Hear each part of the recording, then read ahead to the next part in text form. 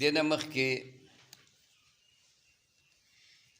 دا خبره ذکر شوله چې دا تخفیف په یو کلمه کې دا په اته قسمه باندې دی. یو تخفیف دی په اسکان سره چې د حرف نه حرکت لرکی. دویم تا دا تخفیف دی په تحریک سره، یعنی دو ساکنه جمع شي یو له حرکت ورکی. دریم په حذف سره دی، دو حرفونه داسې جمع شي چې التقا د ساکنین راشي، یو پکې حرف علت ساقطی کې. دارنګې په زیادت سره دی، حمزتین راشي داغې په منځ کې چې کوم دی نو الف فاصل راوړي. دارنګې په ابدال سره دی، حرف په خپل ځای دی په بلې بدل کې. ادغام سره دی، یو حرف بل کې داخل کې. او دارنګې په قلب مکانی سره دی، تقدیم تاخیر وکې په یو کلمه کې. او دارنګې په بین بین سره دی. چا سره دی؟ بین بین سره. نو اوس درته د هغې قواعد د تخفیف ذکر کوي. نو د محموزو قواعد مقدم کړو. اصول د اصل جمع د قاعدې ته وایي، او قاعده وایي دې ته چې هغه داسې الفاظو سره ته راوړې چې هغه په خپلو ټولو جزئیاتو باندې منطبق شي، یعنی ټول جزئیات پکې راګیر شي. قاعده څه ته وایي؟ ینطبق علی جمیع جزئیاته، ینطبق علی جمیع جزئیاته. دا تعریف خو تا د مخکې نه را یاد کړی و. په دې مطلب دا دی چې ته قاعده ذکر کړې نو چې د دې نه یو جزئی بار پاتې نه شي، هر یو ته شامله شي، او دغه قاعده په هر جزئی کې جاری شي، په هر جزئی کې جاری شي. تاسو خیال ته راغله؟ کله چې یوه قاعده په یو جزئی کې په ټولو جزئیاتو کې نه جاری کیږي او چرته یو یا دوه تنه بار پاتې شي، نو موږ وایو دا خلاف القیاس دي، موږ وایو دا شاذ دي، یا ووایو چې هلکه ذکر خو موږ د قاعدې کلیې کړی دی، خو مراد ترنه قاعده اکثریه ده چې په سلو کې لس کم سل افراد او جزئیات شامل شو، نو دا لس تی پکې نه خیر دی. خبره پوه شوې؟ اکثریه ده. وللاکثر حکم الکل. نو موږ سره جوابونه بیا ډېرې شاذ دي او خلاف القیاس دي او وللاکثر حکم الکل دی او قاعده اکثریه ده او قاعده کلیه نشته په مخ د ځمکې باندې. تاسو خیال ته راځي؟ دا دې ویلي که نه دې ویلي؟ نو خو خیر ته به د قاعدې تعریف دغه کې چې دا ټولو جزئیاتو ته شامله شي، ینطبق علی جمیع جزئیاته. پوه شوې په مطلب باندې؟ نو اوس درته د هغې قاعدې ذکر کوي. دا قاعدې لکه څنګه چې د رباعي اقسام څلور پنځه اوزانو هغه ستا نه هیر دي، نو اوس چې تا د دغه کې چې کومې قاعدې ویلې دي په علم الصیغه کې هغه هم د نه هیرې دي، خو زه دلته به درته بیا یادې کي، دلته به درته بیا یادې کي. ګنې دغه د رباعي اقسام او اوزان دا خو تا په شافیه کې هم ویلي او دا خو تا په فصول اکبري کې هم ویلي وو، که نه دي ویلي؟ معلومیږي دا چې ما جوړ هسې ځان ستړی ملا د ملا نه کتاب شروع کړی و، زلیخه، دا د فارسي کتاب دی. نو دا کتاب چې ختم شروع، دا طالب ورته وایي چې یاره جي دا زلیخه ښځه وه که سړی و؟ هغه تندي له ټس ورکړه چې ما مازغه وخواړه، ټول د زلیخې کتاب مې ورته ختم کړ. اوس دی په دې پوه نه چې زلیخه نر دی، سبق یادول خو ډېره لویه خبره ده، خو چې دا زلیخه ښځه ده او که دا سړی دی، پوه شوې مطلب باندې؟ دا شی دی نه. نو څلور اوزان هغه تا ته نه یادېږي، سلور اوزان هغه تا ته نه یادېږي. درهمون برسنون درهمون برسنون جعفرون زبرجون قیمت. اوس یې یاد کړه، اوس یې یاد کړه چې مې پې ومږه چې هلکه خبره باندې پوه شوې چې دا په یو کتاب کې م تیر شو، په بل کتاب کې م تیر شو. خبره پوه شوې؟ په دې کتاب کې دې م ویلي دي، په دې کتاب کې دې ویلي که نه دي ویلي؟ دا د پیر بابا ووایي چې د دې کتاب کې دغه دی راپکې راوړي. جعفرون پکې شته که نشته؟ نو دا چې دا ټکي یاد کې په خپله به اوزان درته راشي. زبرجون پکې شته که نشته؟ او برسنون پکې شته که نشته؟ او درهمون پکې شته که نشته؟ او قیمترون پکې شته که نشته؟ او بلکې زما دونه د زړه زور سیواو چې هلکه دا خو څلور اوزان هغه دي چې د جوامدو دي، نو څلور اوزان پکې ته ورسره د مشتقاتو هم د صفاتو هم وره ویلي ته که نه ویلي؟ د صفاتو هم واوره. په خبره باندې پوه شوې؟ نو لسو مولیانو ته مې ووي چې دا د صرف دوره شروع کړي، ماتې نور خلاص کړي. لسو مولیان او ښه کره مولیان دي، ځان ته څه وایي، ټیزې په ډبلۍ نه ماتېږي. په خبره باندې پوه شوې؟ خو بیا هم هغه غریبانان وایي نه چې تی کې نو دا به ښي، چې تی کې نو دا به ښي. نو زه به یې د قیامته پورې کوم. په خبره باندې پوه شوې؟ چېرته الله ته خو مې پرېږدئ ظالمانو که نه، څه ته مې پرېږدئ؟ په خدای یقین وکړه چې اکثر رانه ده اشراق هغه مونځ هم پاتې، اشراق مونځ هم رانه پاتې. دې خوا چیس که په منډه منډه، دې خوا اودس کوه، دې خوا کتاب راخله. کتاب به کتل هم غواړي که نه؟ کتاب به کتل هم غواړي که نه؟ ته ولې ما ته بد ګورې؟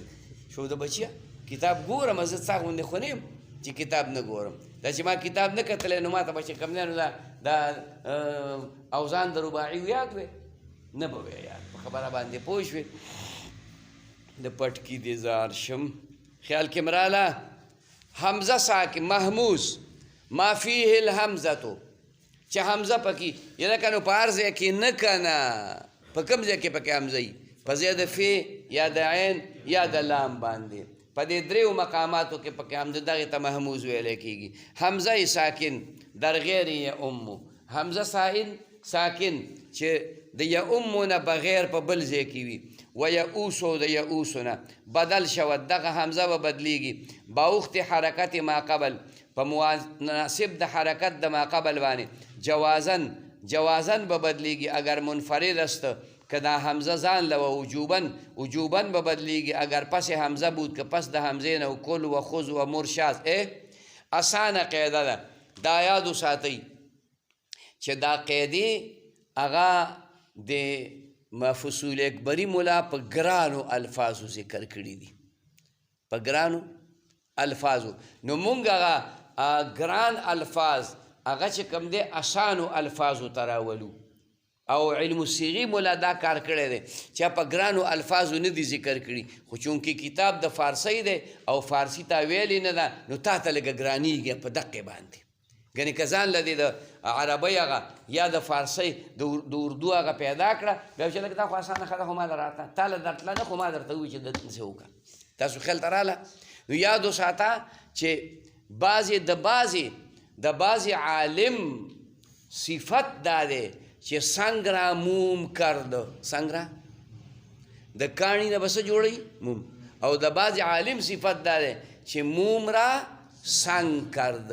نرمه خبره اسانه به وي، خو دونه به درته پیچیده او ګرانه کي که نه چې ته به حیران پاتې شي چې خدایه پاکه دا اوس څه وکړم. ځکه هغه ته د مومو نه کاڼی جوړ کړی. د چا نوم نه اخلمه، مشهور مولیان په دې وطن کې شته په علاقو کې، یو هلته دی، یو هلته دی، یو هلته دی، هسې مثال وایو. خبره پوه شو؟ زه درته نه ښیمه. هغه څه چلو کي؟ هغه موم را سنګ کرد. لکه ډېر قابل مولا دی، کافر مولا دی، لکه داسې مغلقې خبرې وکړي، داسې مغلقې. نو دا هغه څه چل وکړو، هغه تا ته نقصان درکړه، هغه تا ته خپل علم در خرڅ کړه، هغه په تا خپل مشکات پوخ کړه، په خبره باندې پوه شوې، هغه تا ته موم را سنگ کرده، مشکل خبره تا آسانه کړه. کمال دې ته وایي چې سنگ را موم کرده. کمال دې ته څه وایي؟ چې سنگ را موم کرده، د ګرانې خبرې نه تا ته اسانه جوړه کړي. په خبره باندې پوه شوې. مونږ سبق وی په یو زمانه کې، نو وی اضرب فعل امر ضمیر پکې مستتر دی چې معبر دی په انتصره، هغې فاعل فعل سره د فاعل نه، دا جمله فعلیه انشائیه امریه. نو زه درته اوس هم ویمه چې په هغه وخت کې پې زه په دې نه پوهېدم چې اضرب فعل امر دا اضرب څه شی دی، فعل امر څه شی دی، او ضمیر څه شی دی، او مستتر څه شی دی، او معبر څه شی دی.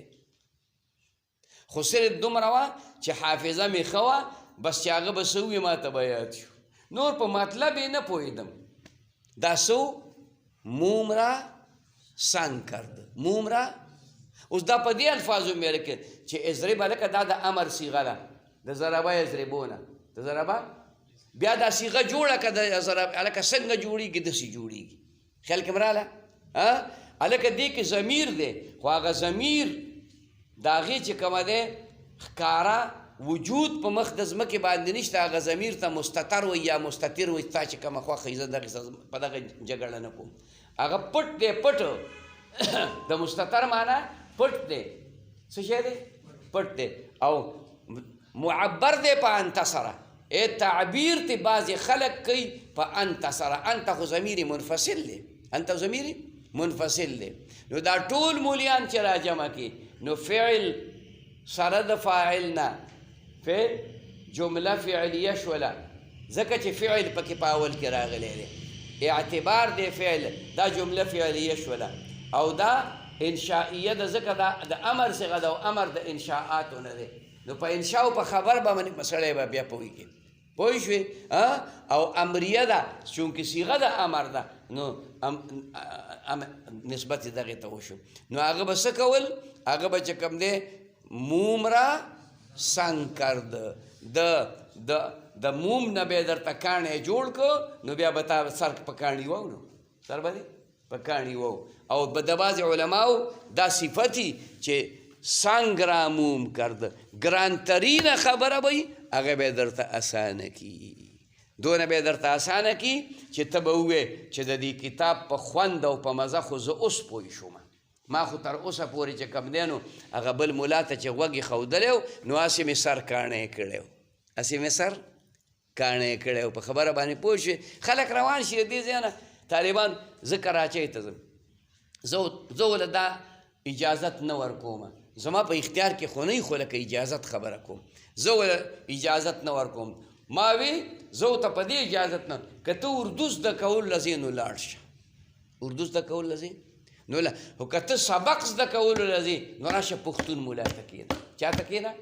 تا ته دا خپل پښتو چې کوم دی سپکه ښکاره کېږي، نو پښتون ملا ته به کوم ځای کې، نو پښتون ملا هم درته سپک ښکاره کېږي. خو چې هلته درته برید تاو کړي او په اردو کې درته خبرې هلکه د کاپر شی دی که نه، ناشنا خبرې وکړي، او نور خبر نه چې مخې ته چې کوم دی نو شرح یې ښودلي، مخې ته شرح. زه ورته دا لغړ کتاب دم او دی بیا بیان کړي، یو دا لغړ کتاب دم دی چې کوم دی نو بیا بیان کړي چې کرښه هم پرې نه چې کوم دی نو راښکلی شوي.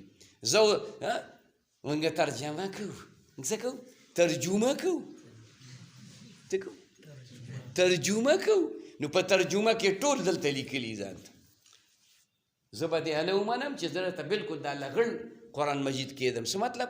یعنی چې حاشیه وغیره پې نه، او ته چې کوم دی د یو لفظ تحقیق شروع کړه. د یو ملا نه مې تپوس وکړه، مې تا خو ډېره زمانه ترجمه کړه، یو ټکی مې ورته یاد کړه چې یو ټکی مې ورته په ایمان درته وایم 10 کاله یې ترجمه کړې وه، هغه یو ټکي نه چې کوم دی نو کله به اخواته کله به دې خوا کېنه د ګلو کندو، ما نه تپوس وکړه، ما نه تپوس وکړه.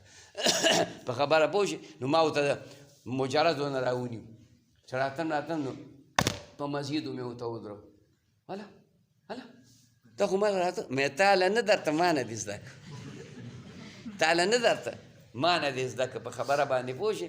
دلته یو غټ ملا دی، ډېر زیات چې کوم دی نو ښه قابل سړی هم دی ښه سړی هم دی بس زه چاته په سپکه نظر باندې نه ګورم په خبره زما شاګرد دی خو دا نه مني چې دا زما استاذ دی استاذي مې مني نه نور مې شاګرد دی نور مې څه شاګرد مې دی خبر د اوبو لار په جرن دی بچیا که ته ځې ورکه راځې خو یو ځل به چې کوم دی دلته ګونټې ماتې تاسو خیال ته راغله نو هغه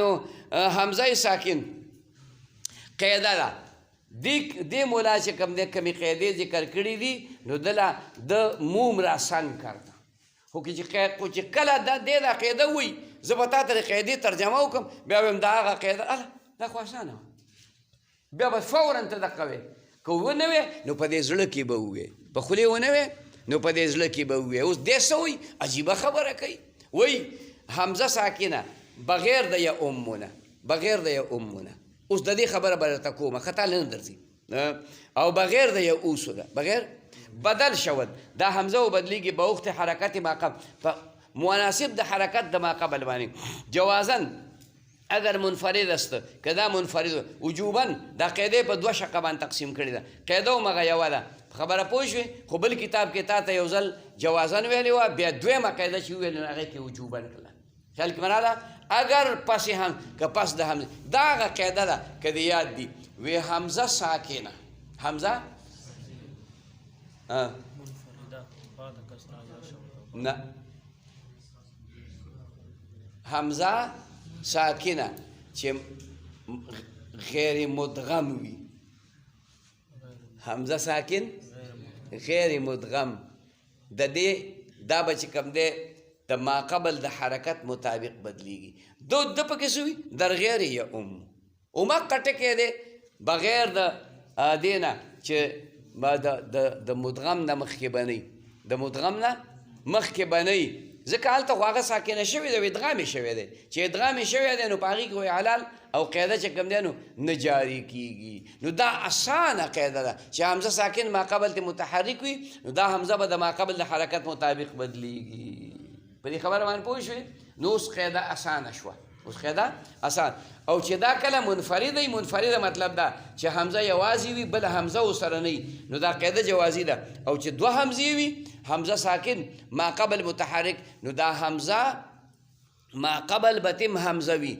ابه متحرک وي نو دا دویمه حمزه به د ما قبل د حمزې د حرکت مطابق بدلیږي وجوبا د هغې تا ته مثال ویلی که اعمان اؤمنه آمنه ویلي که نه ویلي خبره پوه شي دا به تعالی انشاءالله علم صیغه کې راشي کوم ځای کې به راشي علم صیغه کې به چې کوم دی نو راشي بیا مولا راغی اعتراض یې پرې وکړو وی کل و خذ و مرشاز کل خذ مرده خلاف القیاس دی خبره پوه شوې د جمهورو مذهب پکې دا دی چې دا اصل کې او کل او خذ او مر دی نو دې کې دا دواړه حمزې خلاف القیاس حذف شوي دي او د محققین علماو مذهب پکې دا دې کې قلب مکانی راغلی دې کې څه راغلی قلب مکانی دا او کل او کو اول شو او کل څه شو او کو اول نو دا حمزه اولی دا ثانی حمزه چې دا د حرکت د کاف ته نقل نو حمزه د حذف او کل شو د دې اولی حمزه چې دا وصلی و ضرورت پاتې نشو ا دې حذف کنو کل ته نه جوړ شو او دا خبر بعینه په خص کې هم ده و حمزه متحرک بعد واو و یای ساکن حمزه متحرکه دا بل قاعده ده چې پس د واو او د یې ساکن نه راشي کې زائدند چې دغه واو یې زائد وي نه برای الحاق د الحاق د پاره نه رواس جایز دي کې جنس ما قبل گردد چې دغه حمزه په جنس د ما قبل باندې وګرځي پس ادغام لازم است ادغام لازم دی قاعده دی واورېده د قاعدې ترجمه دی واورېدله قاعده دا ده چې حمزه راله متحرکه او ما قبل ته مده زائده ما قبل ته او دا قاعده بعضی علماو داسې ویلي ده چې د مده زائده نه وروستو حمزه متحرکه راشي شی یو دی که نه دی تم ښه وی دی هم بد نه وي حمزه متحرکه چې مخکې ته مده زائده وي یا د مده زایده نه وروستو حمزه راشي نو څه فرق پکې شته؟ 3 دي که نه دي؟ نو دغه حمزه به د دې مده په شانتي کې یعنې په هغې به یې بدل کړي نو بیا به ادغام وکړي نو خبره ختم. لکه مثال یې دلته ذکر کوي اوفیسن اوفیسن دی اوفی هلته یې ورسره قید لګولی و چې حمزه متحرکه دا د مده زایده نه یا د یای تصغیر نه وروستو راشي د یای تصغیر نه نو اوفیسن شو نو دا حمزه و په یې بدل کې ادغام اوفیسن شو. مقروءة مقروءة دی حمزه د مده نه وروستو راغله دا حمزه دی په واو باندې مقروءة شو او بل تکمه خطویة دی حمزه د یې نه وروستو راغله په بدل دی کنو خطویة شو. و بعد ساکن غیر مذکور و الف و نون انفعال او حمزه چې راشي پس د ساکن نه پس د چا نه راشي غیر مذکور خدا ساکن چې دا مخکې ذکر کړی د دې نه علاوه مخکې ساکن څوک و مده زایده مخکې څوک و مده دلته بل ساکن راغلی دی و الف او علاوه د الف نه غیر مذکور دا مذکور معطوف علیه دی دا الف پې عطف دی غیر مذکور و غیر الف غیر مذکور و غیر الف و نون انفعال او بغیر د نون د انفعال نه روا کې به افتد روا دي چې وغورځېږي و حرکتش به ما قبل روت حرکت به ما قبل ته نقل کړي چو سل لکه دا دی اسأل څه شی دی اسأل نو د حمزې حرکت دی ما قبل ته نقل کړي دا هغه قاعده ده چې حمزه متحرک ده او ما قبل ته حرف صحیح ساکن دی ما قبل ته حرف صحیح نو دې حرف د حمزې حرکت به ما قبل ته نقل کړي او حمزه به حذف کړي نو اصل به وي څه به وي اصل نو د دې اولني حمزې ضرورت پاتې نشي ځکه دا حمزه وصلي وه دا لر شو نو سال ته جوړ شي ښه. و جیلون دا جیلون دی څه دی دا جی زبوع کوږ درنده ته چې کوم دی نو ویلی کېږي ښه حیوان دی جیلون دې کې حمزه متحرک ما قبل ته حرف صحیح وایا یا ده دا یا د چا دپاره سیوا شي زر وایا د الحاق دپاره د الحاق دپاره چې کوم ټکی سیوا شي د هغه حکم د صحیح هغه تحمل د حرکت کولی شي تاسو خیال ته راغله د حمزې حرکت دې ورنقل کړ دا په حکم د صحیح کړه نو جیلون ته نه جوړ شه جیلون ته نه جوړ شه. و باعوا اموالهم باعوا اموالهم پرې پوهېږي باعوا اموالهم هغه سړو خپل مالونه خرڅ کړل نو باعوا دا مثال د کلمتینو دی کلمتین نو دا اموالهم د دې اموال د دې حمزې حرکت په ما قبل باعوا دې واو ته نقل کړي دا واو څوک دی لکه حرف علت دی واو څوک دی حرف علت دی خو اخوای بل نوم څه دی ضمیر بل نوم یې څه دی ضمیر او ضمیر کل جز د کلمې وي د فاعل ضمیر کل جز د کلمې وي خبره باندې پوه شوې تحمل د حرکت کولی شي نو د اموالهم د حمزې حرکت به ورنقل باعوا اموالهم به ووایي باعوا واموالهم ولمره لمر لم ارا اصل ټکی څه دی خو چې لم په داخل شي اخر کې ته لکه وغورځوله که نه نو لم ارا شو لم ارا اوس د حمزې حرکت د لام دی میم ته نقل کا کلمتین دی کلمتین مثال د کلمتین دا وجوبي قیدی نه دی جوازي قیدی دی نور عربیاتو د عربی په کتابونو کې جاری کولی شي قرآن شریف کې به نه جاری کړي په خبره باندې پوه شي نو لمره به پکې ووي او دا بل دی الاحمرو څه دا احمرو لفظ دی احمرو بیا پې الف لام نو الاحمرو احمرو د احمرو د حمزې دا حرکت دی دا د لام ته نقل که ځکه الف لام دي کلمتین دي خیال کې مراله نو دا احمرو حمزه دې ساقطه کړه نو الاحمرو شو. څه شو؟ بعض علما وایي هلکه دا حمزه ته د الف لام دام لرکه ځکه د دې ضرورت پاتې نه شو، دا حمزه وصلي ده نو لحمرو پکې ووایه. څه پکې ووایه؟ د الاحمرو په ځای څه ووایه؟ لحمرو ووایه ښه ولحمرو. لیکن حذف در یرا و یورا الی آخره و صرف ارا یوری او گردان د ارا یوری لازم شو. دا قاعده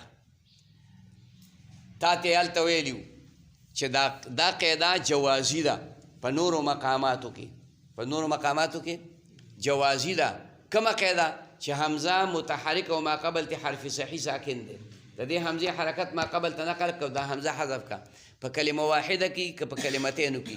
هلته درته مثال پیش کړی یسالو، یاد دی وینا یسالو د حمزه حرکت د سین ته نقل کړه او حمزه د چې کوم دی نو هغه ساقطه کړه نو یسالو شو. خبره پوه دلته درته اسال مثال وی دی کنه زما خو خبره ده یو مثال سره ده. نو هلته درته د کلمتانو امثله یو ویلی، دلته درته د کلمتانو امثله ډیر ووی. اوس دا خبره ده په هغې هلته مو کړه په مراحه کې په الموسیقه کې، دلته هم درته کوي چې دا قاعده په باب د یرا کې لازم است. څه ویلو؟ نو هلته تا ته ما مزید وضاحت ورسره دا کړو چې دلته په دې باب د یرا کې یو دوه درې خبرې خلاف القیاس راغلي دي. یو خبره ده چې د حمزې حرکت ما قبل ته نقل کې او حمزه حذف کې دا وجوبا ده قیاسا، وجوبا ده قیاسا خلاف القیاس. څه؟ خلاف القیاس. په خبره باندې پوه شوې؟ او دویم په لام کلمه کې اعلال کول، دلته په را عین کلمه واکنه رآیا یرآیو په لام کلمه کې د اعلال نو کړی یو دا. او دویم په د حمزې حرکت د ما قبل ته نو توالی د اعلالانو راغلی و که نه راغلی؟ نو یو دا توالی د اعلالانو چې په لام کلمه کې د مې اعلال وکړو په عین کلمه کې د مې اعلال وکړو نو دوه ناروا دې دا وکړو، بیا دې دا وجوبي کړو، نو دریم ناروا دې چې کوم دی ورسره دا وکړو. خبره باندې پوه شوې؟ نو هلته وجه څه ویلې وه؟ وی دا کثیر الاستعمال دی. وجه څه ویلې ده؟ کثیر. هلکه دا کثیر الاستعمال ټکی دا ورله مخکې موږ وجه جوړه کړې ده. دا ورله مخکې اول داسې نه وه، وروستو چې دا خبره ډېره خوره شوه نو موږ ورله وجه جوړه کړله چې هلکه دا کثیر الاستعمال. هلکه کثیر الاستعمال خو د دې نه نور ټکي هم ډېر دي، خو نه دا کثیر الاستعمال په ده پورې ونښته بس کثیر الاستعمال شنو په مطلب باندې پوه شوې؟ ښه والاحمر. لیکن حذف در یرا دا په اصل کې یرایو دی. څه شی دی؟ نو په دې کې د اول دا یې دا د وجې د فتحې د ما قبل نه په الف بدله کړه نو یرا بشي، بیا د حمزې حرکت لرې ته نقل کا حمزه حذف کړه نو یرا بشي او یرا دا یرایو دی. په دې کې بعینه دقه اعلال شوی دی او ارا یوری دا باب افعال دی. ارآیا یرایو ارآیا نو په دې کې صرف په لام کلمه کې اعلال کیږي او په یوری کې په دې کې په لام او عین دواړو کې اعلال یرایو. نو د یې نه ضمیر زما لرکه نو یوری بشي، بیا د حمزې حرکت لرې ته نقل که کسره وه نو حمزه به یوری بشي. ښه لازم شد، دلته لازم دي. ویجیئو مراتون راغلی دی لفظ د مراتون په مراتون کې په څه شي کې؟ بعضې علما وایي دا مراتون دی. څه شی دی؟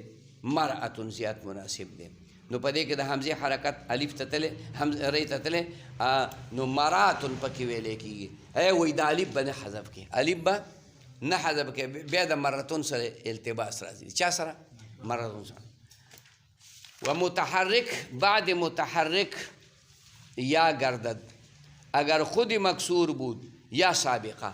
دا اسانه قاعده ده چې دوه حمزې په یو مقام کې جمع شي. تا ته ما ویلي مفهوم د قاعدې به یادې، بار مې درته ویلي چې څه به څه کې مفهوم د قاعدې به یادې.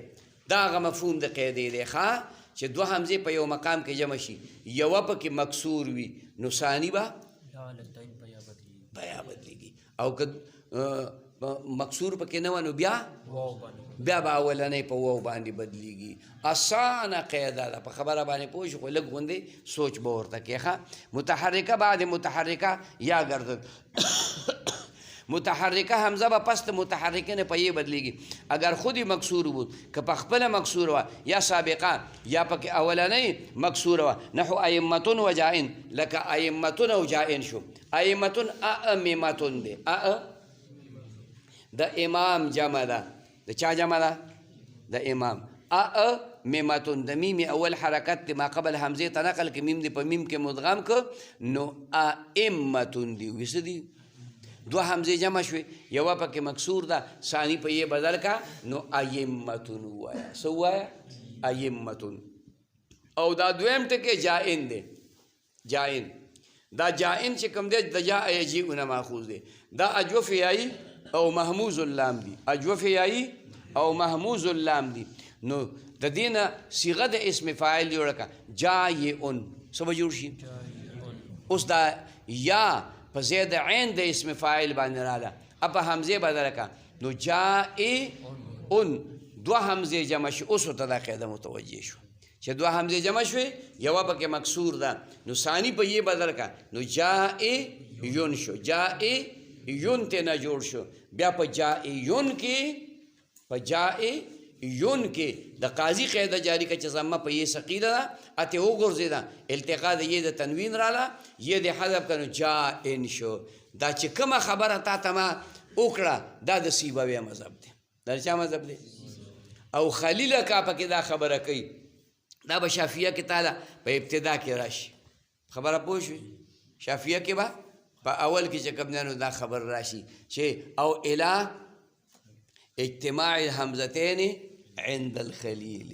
که قلب مکانی ونه کې هلته په بل انداز کې راغلی، خو صیغه خو درته ما پیتې کړې وه که نه، خبره باندې پوه شوې.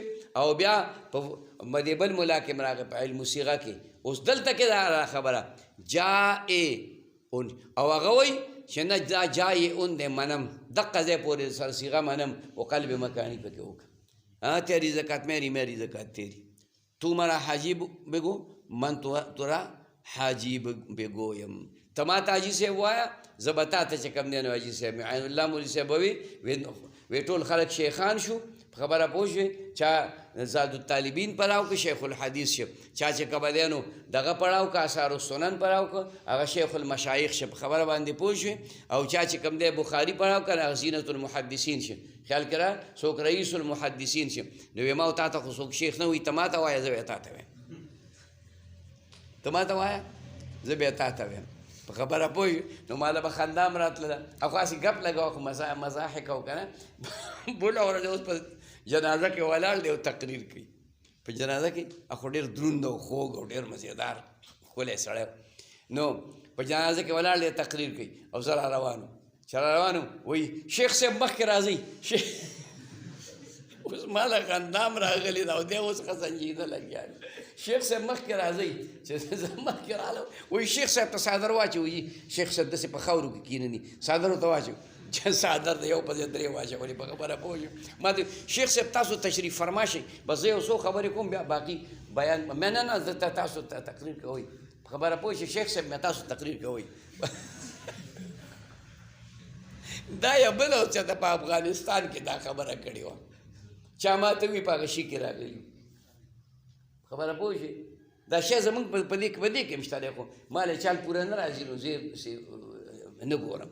وی دا پکې راغلي، وی ان الله مولوي صاحب وي زما صفت یې پکې کړه، بچ زما صفت یې کړه نور به کېږي برېت مې ته خبره پوه شوې؟ یو قابل مولا دی هلکه مې دی چې د یو لوی بزرګ او لوی عالم د خولې نه تا ته دا ټکې وخېږي. ګورې دا ډېر قیمتي خبره ده، دا ډېر قیمتي خبره ده. اوس زه قابل یم یا نه یم، هغه په خپل ځای خبره باندې ښه، خو هغې دومره قیمتي انسان، دومره جید عالم، جامع المعقول والمنقول، په خدای یقین وکړه دا منطق ورته داسې یاد و تا لکه ما و تا ته چې الحمد یاده دا احادیث، دا د فقه کتابونه د نر بچیه. ما چې تاسو بل څه کار شته که نه؟ ته شپه ورځ بس کتابونه ګورئ، څه ډوډۍ موډۍ خورې که نه خورې. خبره پوه شوې؟ خدای وله یو ناشنا علم ورکړو خو بس زمونږ علاقه ترې محرومه شوه د بدبختو د لاسه د بدبختو خبره پوه شوې وایي د شربت په ځای به زهر درله درکړي د شربت په ځای به زهر درله درکړي ګوټ ونه کړې د بې قدرو د ګیلاس قدر زر زرگر شناست قدر جوهر جوهري خیال کې راغله د زرو قدر خو د زرګر سره یې که نه نو هغه ډېر لوی سړی و خو بس لاړ مونږ ته یې علاقه خوشي پرېښوده ښځه مونږ یې څه کوو ځه خدای دې هغه هلته خوشحاله ساتي په خبره باندې پوه شوې نو دا ملا څه وایي خلیلکه وایي چې دا جای اونو دې پورې مې درته خبره ومنله خو اوس پکې قلب مکاني وکړه نو جائیون به شي د قاضي قاعده پکې جاري کړه نو جائن د دواړو وزن به یو شانتي شي خو په موزون بهي کې به فرق وي د دې خلیلکه په نسبت باندې عین کلمه حذف شوې ده څه نو د هغه په نسبت باندې موزون بهي فاعلین وي څه وایي او د سیبوی کا په نسبت باندې لام کلمه حذف شوې ده نو د هغه په نسبت باندې به ما صحیح لکه فاعل به وي په خبره باندې پوه شوې وګرنه واو شود او که په دې دوو حمزو کې یو متحرکه مکسوره نه وه نو بیا په و بدلي نحو اوادمو لکه اوادمو دا چې کوم دی نو آدمو دی د آدم جمع د خیال کې راغله آدمو نو دا آدمو شو صیغه د منتهى الجموع ده نو دا اولنی واو پکې حمزه پکې په واو بدله شوه نو څه ترې جوړ شلاله اوادمو ابن مالک مضمومه را به واو بدل کند ابن مالک دا د کتاب مصنف دی په خبره باندې پوه شوې الفیه د کتاب نوم دی الفیه ابن مالک تاسو خیال ته راځي نو هغه چې کوم دی ویلی دي چې مضمومه را به واو بدل حمزه مضمومه دا به په واو باندې بدلې دا به په چا بدلې لکه په حالت رفعي کې مثال پته ووایه جائعن نو دا ثاني په واو باندې بدل دا مضمون جائعن پکې ووایه څه پکې ووایه جائعون پکې خدا ګوره دی په دې خپل قول کې منفرد دی دی صرف د دا قول د جمهور قول دا نه دی ښه د جمهور قول دغه چې دا ما درته بیان کړ د سیبوی او د خلیل مذهب باندې ونس د اخفش مکسوره بعد مضمومه واو شود او پنیز د اخفش باندې مکسوره حمزه چې پس د مضمومې نه راشي دا به په واو باندې بدلیږي لکه سوئله نو سوئله به پکې وي څه به پکې وي سوئله دا حمزه مضمومه مکسوره د مضمومې نه بعد راله که نه دا به په واو بدل شي ښه سوئله به وي وساکنه ومتحرکه بعد متحرکه یا ساکنه یا گردد در موضع لام خیال کراله دا بل قیده ده پیچیده قیدی دی حمزه ساکنه چې او متحرکه ساکنه وي که متحرکه وي حکم ځای کې واقع شي بعد متحرکه پس د متحرکې نه واقع شي یا پس د ساکنې نه واقع شي یا گردد په یا باندې وبدلیږي د دې مثال به ته فرضي جوړې مثال به څه جوړې لکه جعفرون په وزن یو مثال جوړ کا جعفرون په وزن نو داسې ووایه قرأن ټکی نشته په کلام د عربو کې خو د ده خو د زړه زور ډېر دی که نه مطلب باندې پوه شوې دی خو چې لګي نو ته خو دا موم یادی دی د خټې نه هم دلته کاڼی جوړوي د خټې نه دله هم کاڼی جوړوي نو قرأن دا د جعفرون په وزن دی دلته حمزه راله متحرکه پس د متحرکې نه قرأن نو دا په چا بدل کا یا گردد نو قرأیون پکې وایه څه پکې وایه قرأیون پکې وایه بیا یې ویلی دي چې دا متحرکه پس د ساکنین راشي لکه د قیمترون په وزن باندې یو ټکی جوړ کا قراء اون نو دلته کې متحرکه پس ته ساکنین رااله نو چې پس نو دا به په یا بدل شي نو قراء به پکې وي څه به ووې قراء به پکې وي یا ساکنه یا چې کومه دی نو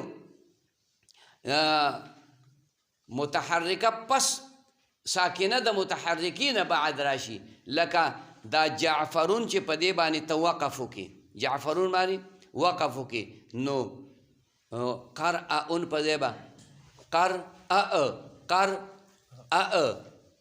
نو دا ثاني حمزه ساکنه پس ته متحرکه نه رااله نو دا بدل که په نو قرأی پکې ووایه څه پکې ووایه قرأی چې پکې ووایه او بیا دا چې ساکنه پس ته ساکنه لکه قیمترون کې وقف وکړه قیمترون د دې په وزن ټکی جوړ کا قراء نو دا اوله حمزه ساکنه ده کنه دا بل کې د وقف وکړه ادم ساکنه کړه نو دوه حمزه ساکنه رالی کنه تلفظ پې کېدی شي نه نشي پې کېدی خو یو فرضي صورت دی چې جوړ شو دا ټول فرضي صورتونه دي دا ټول چې کوم دی نو عارضي صورتونه دي دې کې تبدیلی نه راځي نو چې ساکنه پس د ساکنې نه راشي ساکنه پس د ساکنې نه نشي راتلی خو یو فرضي وزن دی یو فرضي ټکی دی چې ما درته جوړ که په خبره باندې پوه شوې ځان سره دا خبرې لږې نوټ کا ځکه د دې امثله دا په متولو کتابونو کې هم نشته دی دا صرف د دې فصول اکبري ملا دړه زور سیوا دی په دې خبره پوه شوې ښه بیا څه وایي در موضع علام چې په ځای د لام کلمې وي ومفتوحه منفرده بعد کسره یا گردد دا مسانه قاعده ده و بعد ضم واو جوازا حمزه مفتوحه چې منفرده وي او پس د کسرې نه واقع شي دا په یې بدلیږي او پس د ضمې نه چې واقع شي دا په واو باندې بدلیږي جوازا نه دا قاعده موږ په دې الفاظو باندې ځوته کړې وه چې حمزه ساکنه او ما قبل ته مضموم یا مکسور وي ما قبل ته مضموم وي نو دا حمزه په واو بدلیږي او ما قبل ته مکسور وي دا حمزه په یا بدلی آسان ټکی دلته هم دقه قاعده ده خو الفاظ بدل شو امثله او مقه ذکر کړي لکه کمعر و جوان لکه معارون شو معارون ټکی څنګه دی معارون حمزه متحرکه ما قبل مکسور نو په یا باندې معارون دی وي معارون حسد او کینې ته ویل کېږي او جوانون دی حمزه مفتوحه ما قبل مضموم دا به چې کوم دی نو بدل شي مفتوحه به وي ښه حمزه به څه وي مفتوحه حمزه و مفتوحه یادې دا به هله بدلېږي حمزه متحرکه به نه وي مفتوحه متحرکه یي خو په متحرکه کې مکسور هم راځي ګورې او مضموم هم پکې راځي دې قاعده د کومې بیانوي حمزه چې مفتوحه یو ما قبل ته مضمومي حمزه چې مفتوحه یو ما قبل ته مکسوري دا په واو په یې باندې بدلېږي ښه نو جوانون نو حمزه دې په واو باندې نو جوانون شو څه شو جوانون شو عطردان ته ویلی کېږي هغه لوښی چې په هغې کې خلک عطر اچوي عطر خوشبویه تیلو ته ویلی کېږي اوس پکې سپریګانې دي او اوس پکې پلانې دی اوس پکې ډینګری دی په خبره باندې پوه شوې دا څیزونه پکې راغلي دي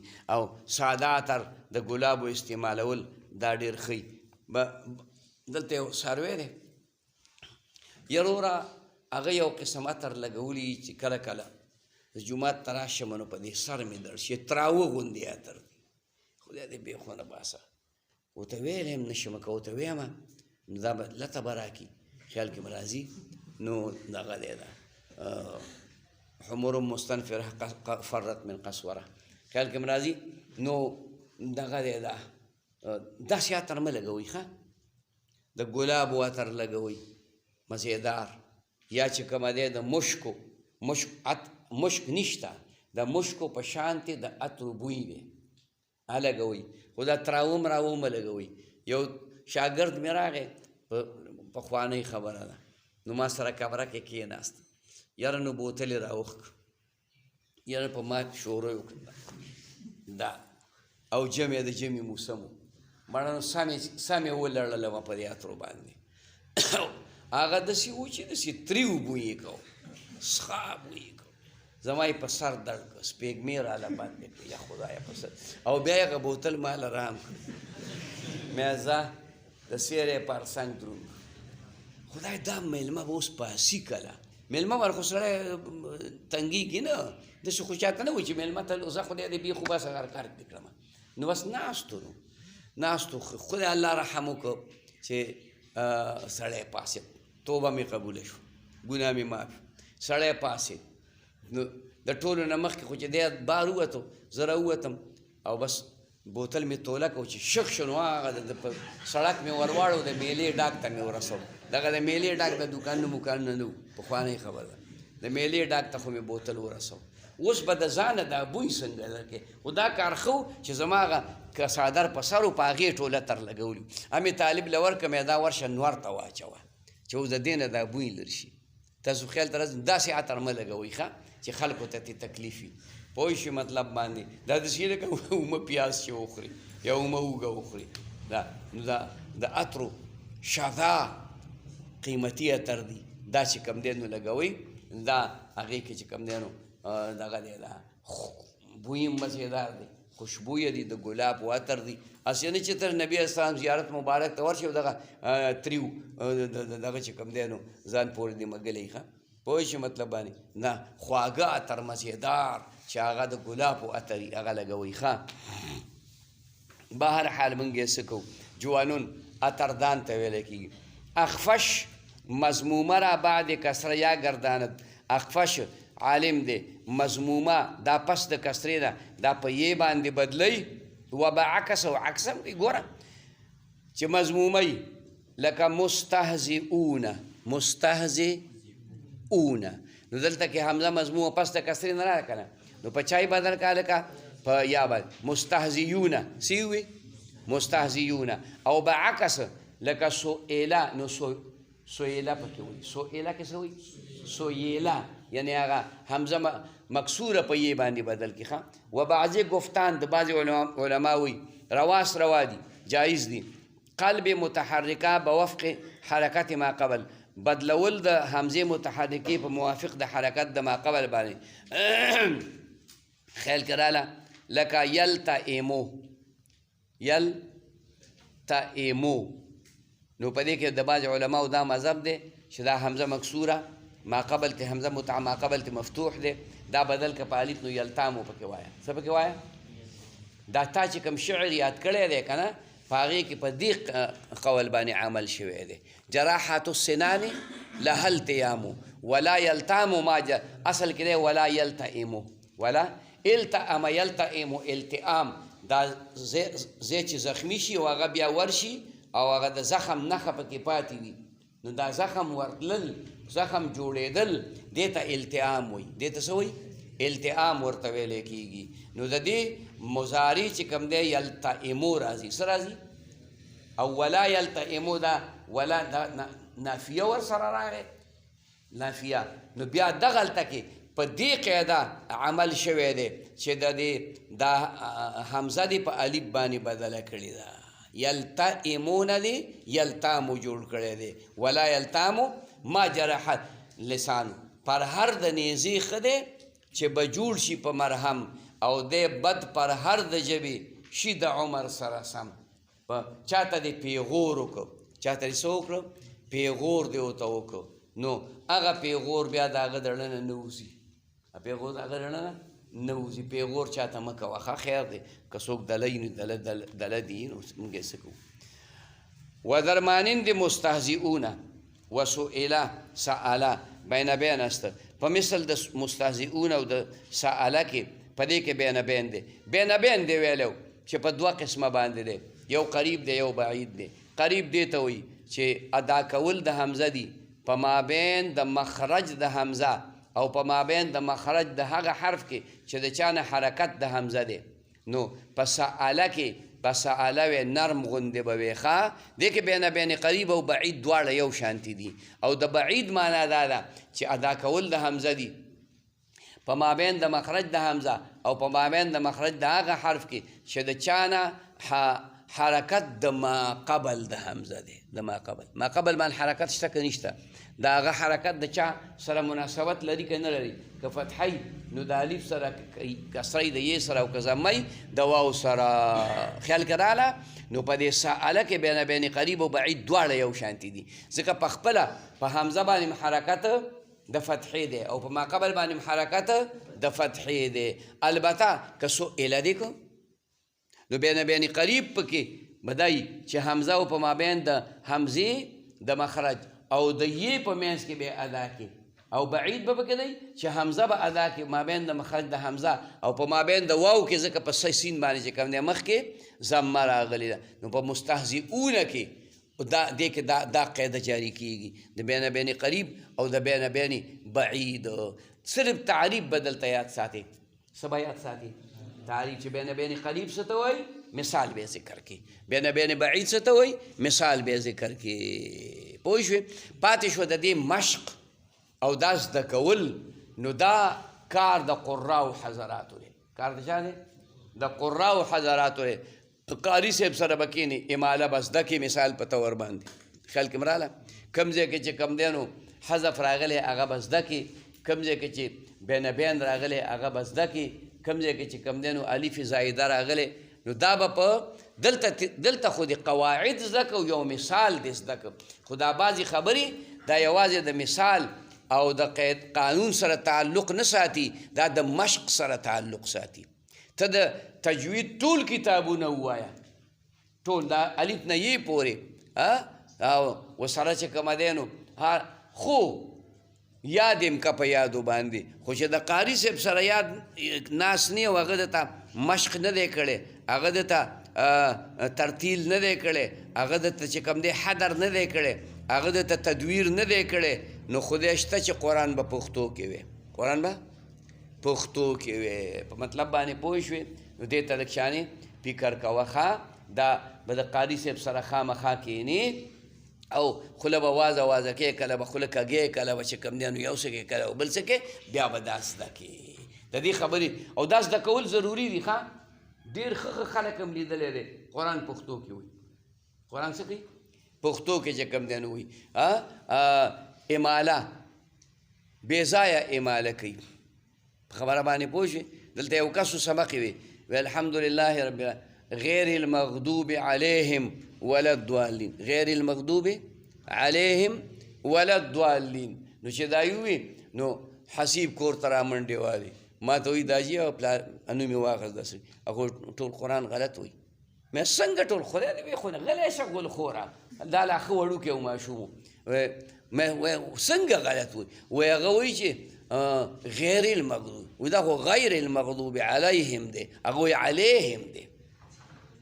ولې؟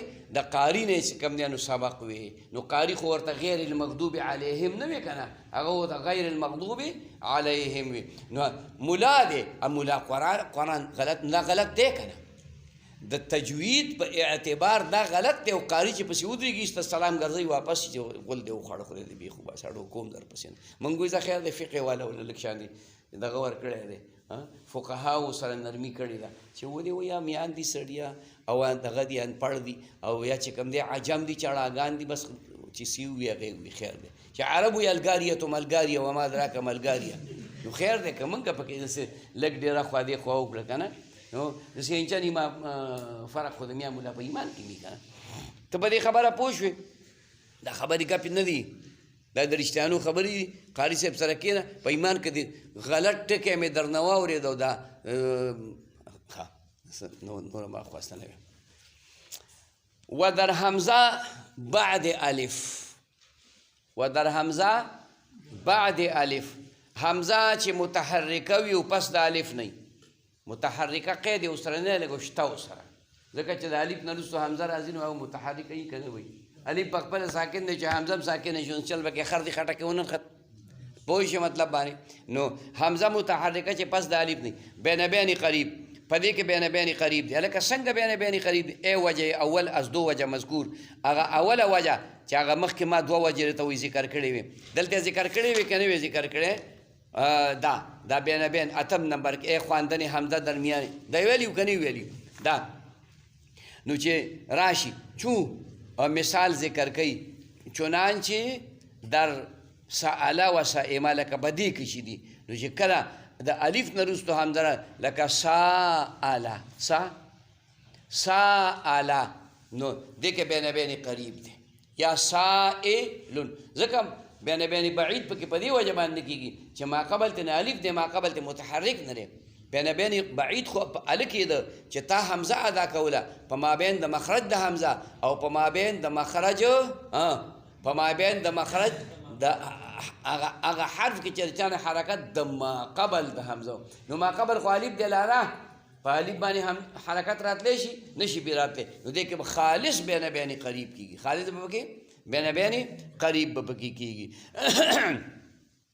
لکه هغه ځای نه مثالونه شروع کړي دي سأله بین بین قریب بعید دواړه پکې یو شانتي دي سائمه بین بین قریب بعید پکې دواړه یو شانتي نه دي سائمه کې په دې کې بین بین قریب دا دی چې حمزه په مابین د مخرج د حمزه او د یې کې ادا کې او سائمه په دې کې بین بین بعید دا دی چې حمزه په مابین د مخرج د حمزه او د فتحې کې الف کې ادا کې مستهزئین دې کې بین بین قریب او بعید دواړه یو شانتي دي ځکه په خپله په حمزه باندې حرکت د کسرې دی او ما قبل باندې حرکت د کسرې دی او رؤوف دې کې په دې اول کې چې کوم دی بین بین قریب پکې دا چې حمزه ادا کې مابین د مخرج د حمزه او د واو کې بعید پکې دا چې حمزه ادا کې مابین د مخرج د حمزه او د الف کې ما قبل باندې حرکت د چا دی د فتحې دی ښه و رؤوس کې بین بین قریب او بعید دواړه یو شان دي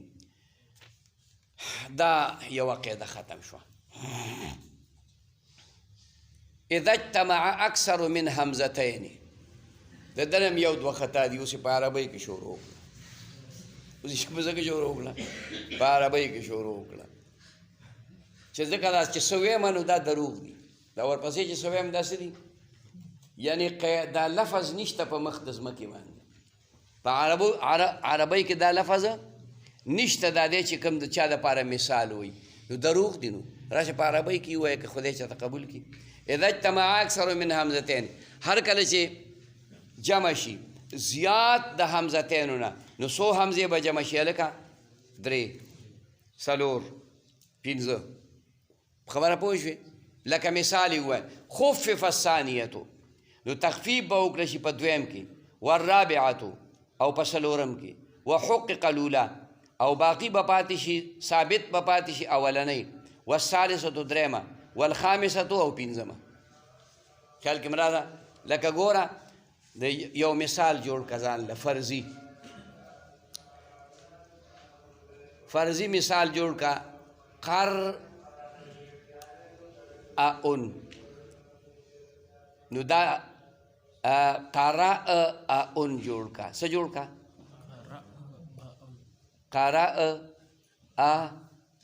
څو همزې شوې اذا اجتمع اکثر من همزتین د دوو نه سوا شو درې همزې شوې نو قرأن شو نو په قرأن کې دې څه وایي خفف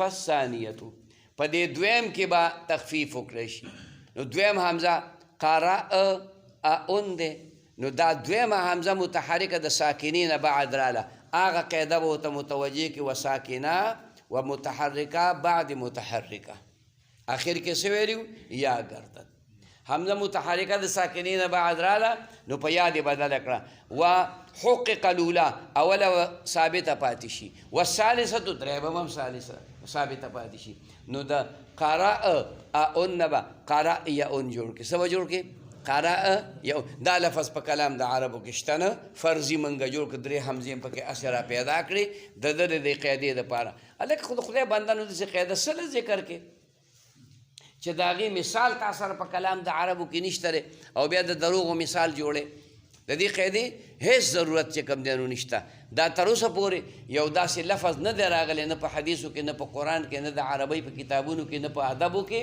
او نه په بل څه کې او نه په بل څه کې بس یوه قاعده ده د ویلې ده سنگ را مومره سنگ کرد مومره سنگ کرد د مومونه سنگ جوړ کړي بیا وایي لکه پنځه حمزې دا جمع کا نو اون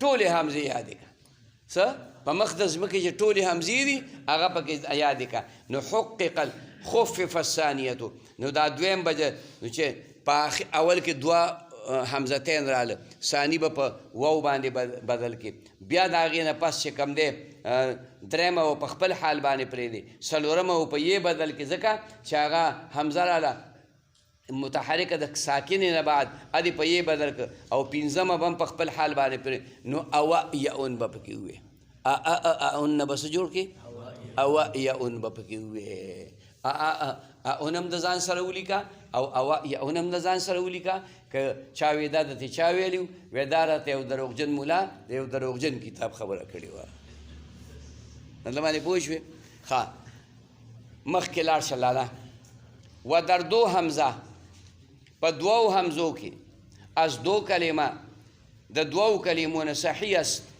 صحیح دي تحقیق هر دو تحقیق ثابت پاتې کول د دواړو حمزو و تخفیف هر دو او تخفیف د دواړو یا به طریق منفرده یا په طریقې د منفردې حمزې باندې یا اول به طریق انفراد یا اول په طریقې د انفراد باندې وثانی به طرز مجتمعه او دویمه په طریقې د حمزې مجتمعې باندې دا اول ووایه ښه دا چې دوه حمزې راشي په دوو کلمو کې دا به څنګه یو به د کلمې په اخر کې راځي د اولي او دویم به د دویمې کلمې په اول کې راځي خبر پوه شوې لکه ووایه جاء أحد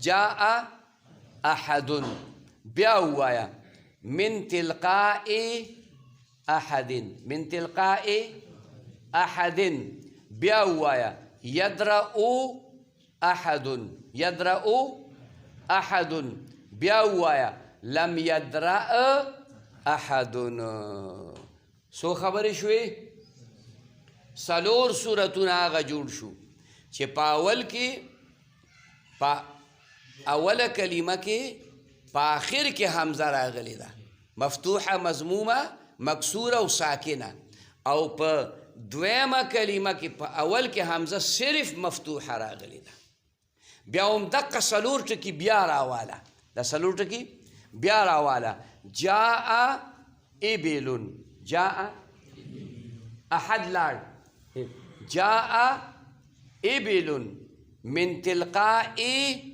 ابل من تلقاء ابل يدرأ ابل لم يدرأ ابل دا حمزه رااله په مفتوحه مضمومه مکسوره ساکنه او دویمه حمزه رااله څه مکسوره دا ځان سره یاد کا دریم صورت جوړ کا دریم جاء أولئك جاء من تلقاء أولئك من تلقاء أولئك يدرأ أولئك لم يدرأ أولئك اوس هر یو مرکب راخله او قیدې ته ګوره یا خو دواړه محققې پرېږده ثابتې هلکه ولې ثابتې پرېږدې ځکه یې ثابتې پرېږدم چې په دوو کلمو کې جدا جدا دي نو څه په رخسر داغونه لګې خبره پوه شوې نو جاء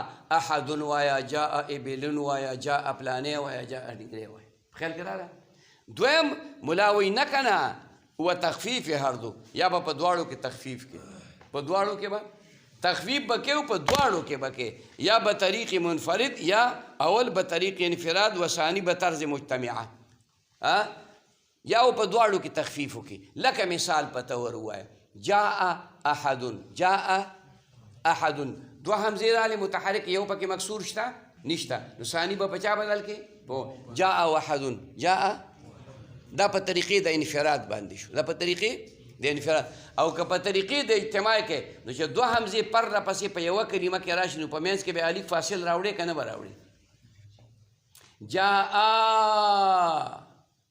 احد شته که نشته دا قاعده شته که نشته یا به داسې وکړي چې هلکه دوه حمزې متحرکې راغلي نو حمزه متحرکه پس د حمزې متحرکې نه ثانی یا گردد ثانی په یې باندې نو جاء یحدن به ووایې جاء یحدن به ووایې په خبره پوه شوې او یا به داسې وکړې چې دا ثانی به په یا بدل کې او دا دویم کې به دا الف نه وروستو به حمزه راشي نو دا به چې کوم دی بین بین قریب پکې وکړي نو جاء یحدن جاء یحدن دې ترتیب ته وګورې دا څلور چې کوم امثله مې درته جوړ کړم دا امثله ځان ته مخې ته ولیکه او یو کې یوه قاعده جاري کوه څه مشکل پکې نشته دی ښه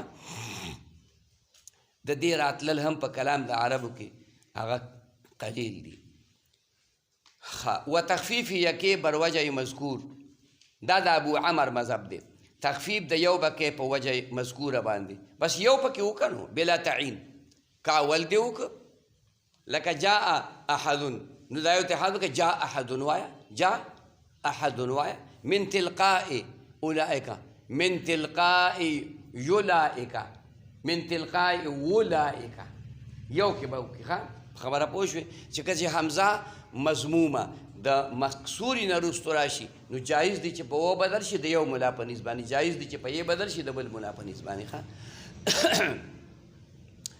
و حذف یکې حذف د یو به وکړي با قلب دوم به طرز ساکن سره د بدلولو د دویم نه په طریقې د ساکن باندې اگر متفقا در حرکت که متفقو په حرکت کې و اولا آخر کلمه بود او اولنې حمزه آخر د کلمې و لکه جاء احد نو دا دواړه په حرکت کې متفق دي که نه نو دې نه به یو حذف کې یو دې حذف کړه دا بله و بیا بدله کې که متفقو په حرکت کې نو جاء دا یوه حمزه لاړه جاء احد شو جاء احد او په دې اوس به په دې جاء په دې کې او بین بین قریبو کې نو جاحدن به پکې ووایه پوه شوې وقلب دوم وقلب مضمومه بعد مکسوره او بدلول د مضمومي د پس د مکسورې نه لکه من تلقاء اولئک من تلقاء اولئک نو دا ثاني حمزه به په واو باندې بدل کې ښه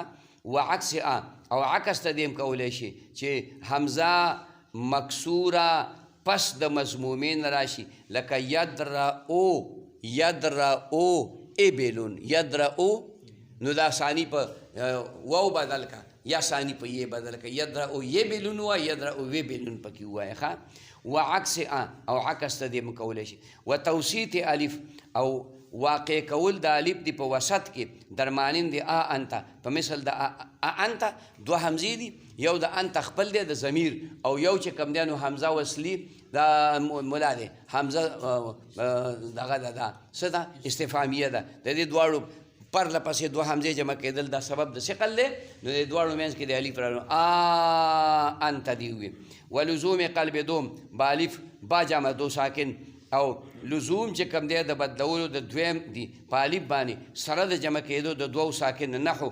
الحسن عندك و الحسن عندك اصل کې څه دی نو دا دویم حمزه به په الف باندې بدله کې چې که چرته حذف کې نو بیا به التقاء دا التباس به راشي د خبر سره